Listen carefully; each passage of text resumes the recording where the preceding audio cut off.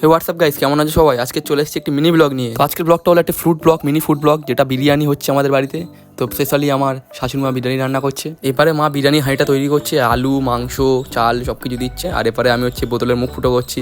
দেখেই তোমার মুখে জল চলে আসছে। মাংস, আলু, বিরিয়ানি, রাইস, উফ, আমার দেখেই যেন মুখে আর জল চলে আসছে। কখন যে বিরিয়ানিটা হবে আর কখন আমি খাবো, আমার আর তস্য হয়েছে না। আমার এখনই দিদা আমি খেয়ে নিই। তো দোকানের বিরিয়ানি তো সবাই খেয়েছো, ঘরে বিরিয়ানি বানিয়ে কজন খেয়েছো কমেন্টে জানিও কিন্তু। তো দোকানের বিরিয়ানি আর বাড়ির বিরিয়ানির মধ্যে কিন্তু অনেক পার্থক্য আছে। ওই কালুর দোকান থেকে বিরিয়ানির মশলাপাত্র এনে বাড়িতে বসে একসাথে সবাই বিরিয়ানি বানিয়ে একসাথে বসে খাওয়ার মজাটাই কিন্তু আলাদা, যে মজা দোকানের বিরিয়ানিতে পাওয়া যায়। তো আমার তো বিরিয়ানি খেতে সেই লাগে। তো প্রায় হাঁড়িতে মশলা ফসলা সব দেওয়া শেষ, এবার হাঁড়ির মুখটা বন্ধ করে দেওয়া হলো।